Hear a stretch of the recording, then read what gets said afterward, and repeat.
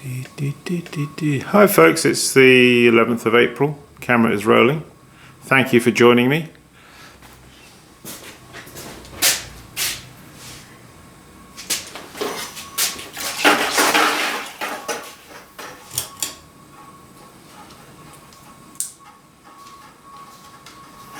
Yeah, I'm just in the process of packing my kiln outside. Just needed a few things that were under the height of that prop, and I found these tea bowls here. They're not bisque fired, they're just raw, you know. So I'm going to put those in some glaze.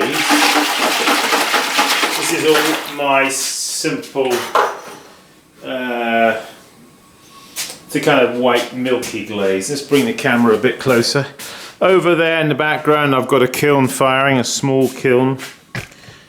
You might hear it. We'll have a look at it in a minute. I'll show you that. So yeah. So these here are different styles. They're paddled, mainly paddled.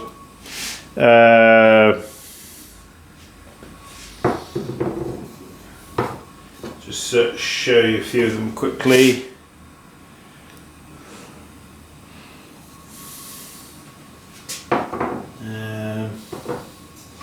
Another design there. So the idea is with these, what I want to do is put this glaze on the inside and just over the lip here, and then the outside will have wood ash. So I'll just do a couple.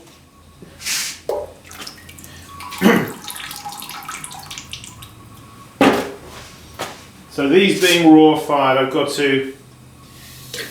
Raw firing does present complications when it comes to glazing as much as anything. That's where so what I do is I've just dipped some glaze on the inside just over the lip. Now I'm going to carefully just spray the outside there. Just sort of equalize out the difference in moisture content between the inside of the pot and the outside. That's the reason for doing it.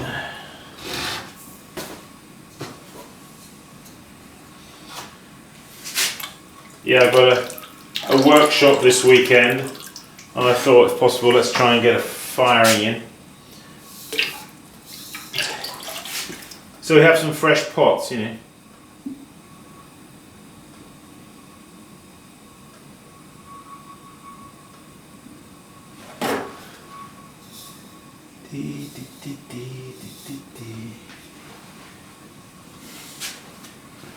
Yeah.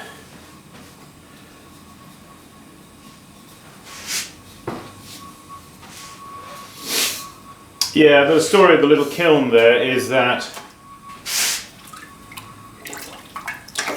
I had an idea, and that was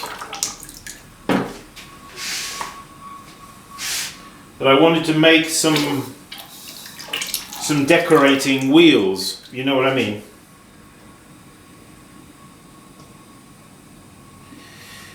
Those decorative wheels that I use sometimes on the outside of a pot. And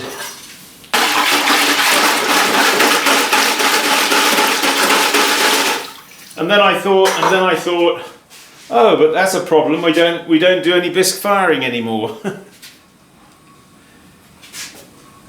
So, well, I thought, okay, well, we'll have to make a kiln then, won't we? So I decided it would be actually quite a good idea. I thought, make a kiln just for firing off personal seals and other decorative impressing type pieces of clay that you want to push into the outside of a pot.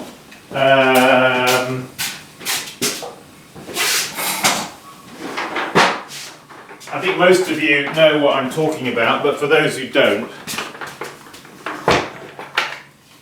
yeah, so if you want to make a personal seal for yourself or a friend,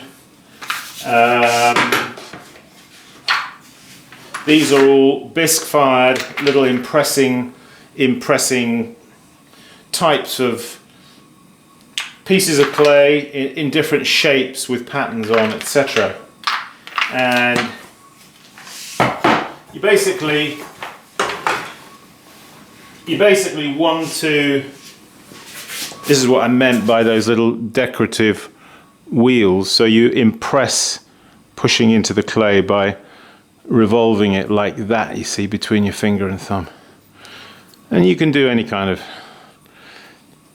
pattern like that. In fact, I'm thinking of making some of these and selling them on my website, just for people to buy and use. You know, the thing that's nice about them, if you hand make them like this, they're not generic. Whereas if you buy something that's made by a computer that people sell, you know that 500 other people have got exactly the same. So it's not so original, is it? But if you buy a one-off seal, because there's no two that are going to be the same, you know, and you can be imaginative, creative. Simple ones often the best, you know. So anyway, yeah, so the long and short of the story, so to speak, I needed a kiln, so I came up with a design.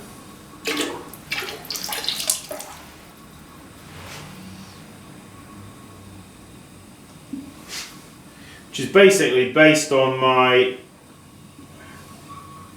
raku kiln. It's a miniaturized version of my raku kiln.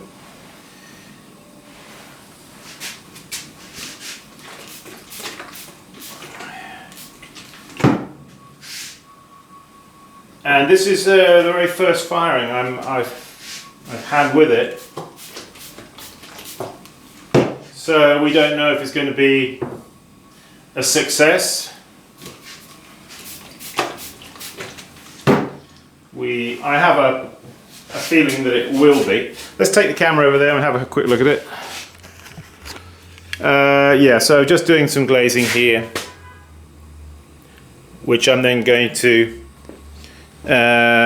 take over here, lay across here, and then I'll take my either this sprayer, let me put the light on quick, either this spray bottle, which I blow on with my own puff, or this one, which is connected up to one of those cylinders which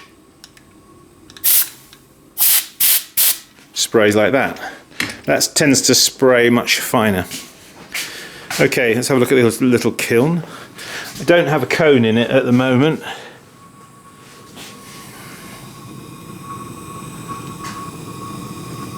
As you can see, temperature is going up quite nicely. It's about 9 inches in length and about 6 inches wide and about 4 or 5 inches tall. And it runs just simply off this guy, which I've just got set up on pieces of clay here and here just to support it. And so basically the flame goes in the lower hole and the exhaust is at the top. And inside I have, although I don't know if you'll see it, there's a baffle so that any pieces of work that are in there don't get hit by the flame directly. It's baffled, so otherwise they're more prone to blow up through, you know, a naked flame. So yeah, I've got. I'm going to be making some wheels and firing them in here, and so we'll see more of this kiln in due course. But there it is, a little simple kiln for seals and stamps and roulette wheels, etc. Okay, folks. Well, there you go. It's another day in the workshop. You might wonder why I'm dressed the way I am with that funny hood over my head. The reason is that I've had I woke up the other night with a sort of like, in the morning, with like a crook in my neck, you know, and I thought, oh gosh, really stiff, you know, and then it proceeded to get worse over the next few days.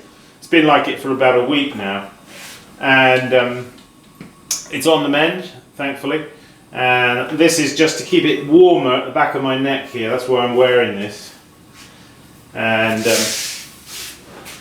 hopefully it's going to be gone very soon. It's been quite an ordeal though, I tell you. I never had a stiff neck like that before. Extraordinary. You know, you can't really turn your head. You have to sort of turn your shoulders like this, you know, when you want to look at something or talk to somebody.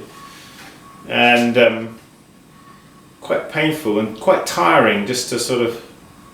I don't like taking ibuprofen, you know, so I try and only take it just before bed. And but during the daytime I don't like to take it. I'll take turmeric and arnica cream and all that sort of thing. So a few of my woes there for you. Hey, thanks for joining us, folks. Yeah, we've got a workshop this weekend. We've got 6 or 7 people coming, and so we're getting ready for that. And I'm firing the kiln as well tomorrow, my other kiln. And yeah, come join us on the workshop. We've got plenty of spaces. If that's something that you think you would benefit from, it might very well be something you could benefit from. It's a little bit of a disciplined sort of workshop. We try and get people, improve people's throwing techniques and try to get them up to a higher level. A lot of people are struggling with very basic things, and if they come on one of these workshops, I'm pretty sure that I can help them. Anyway, I'll leave that with you, and yeah, don't forget, keep practicing, and I'll see you around town. Bye bye.